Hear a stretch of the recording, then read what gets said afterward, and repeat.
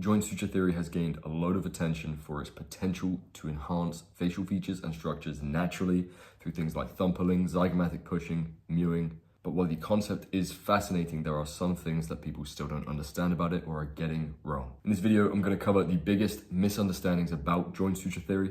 I'll highlight the common mistakes that people are making when they practice it, and I'll explain how you can avoid every single pitfall that will be holding you back. So the first misconception is that sutures are highly flexible in adults. That's one of the biggest misconceptions, that people think that your sutures are still highly flexible as you age. While it's true that throughout your life, these joints will retain a small amount of malleability, the degree of flexibility decreases significantly as you age. In reality, it is children and teens that are going to have the best success when responding to external forces on these sutures. And this is because their bones are still growing. Think about why sutures are even there in the first place. Take your skull, for example. As your brain expands, it is going to push against the inner walls of your skull. This pressure on all of the sutures throughout the skull is the trigger for it to say it needs to grow. So it makes sense that when you stop growing and you go into adulthood, that these sutures fuse. The key takeaway here is if you're over 25, don't expect any dramatic results. Yes, your sutures are technically still malleable, but it might not be significant enough to see any change whatsoever.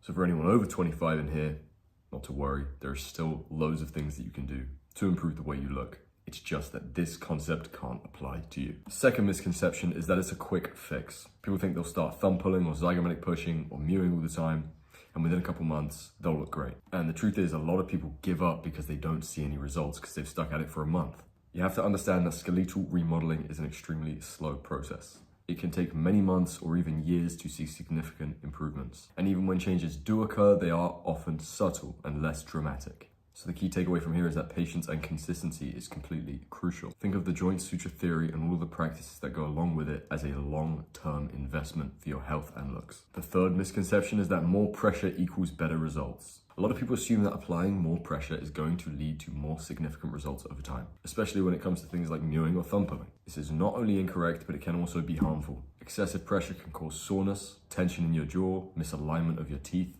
or damage to the soft tissues in your mouth. These sutures respond to consistent, gentle force over a long period of time. That's one of the reasons I like mewing so much as opposed to thumb pulling. This is because your sutures respond less well to aggressive or forceful manipulation. Like I said earlier, when your brain grows, think about how slow and subtle that process is, but also think about how consistent that process is. Another misconception is that it works the same for everyone. A lot of people think that everyone will see the same results from doing all of these practices, but it's simply not true. The truth is that results are going to vary based on your age, your genetics, your bone structure, and your consistency of practice. Younger individuals are going to see better results because their bones are more malleable. So it's important to understand and assess your own limitations so that you can limit the expectations of your results from this. Your results will be unique to your circumstances. Those are the misconceptions. Now let's talk about the common pitfalls. These are the most common mistakes that people make when doing all of these practices. It is inconsistent practice, improper technique, mouth breathing, and neglecting your overall health. A lot of people start strong, but they don't stick with it. In terms of things like technique, engaging the back third of your tongue is crucial when you're mewing, or applying even pressure when you're zygomatic pushing so you don't create any imbalances. For mouth breathing, some of you guys mouth breathe in your sleep and you don't even know it.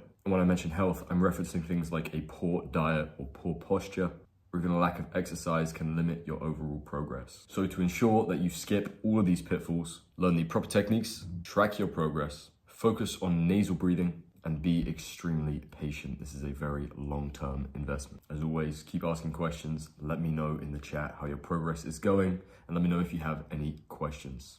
Much love, gang.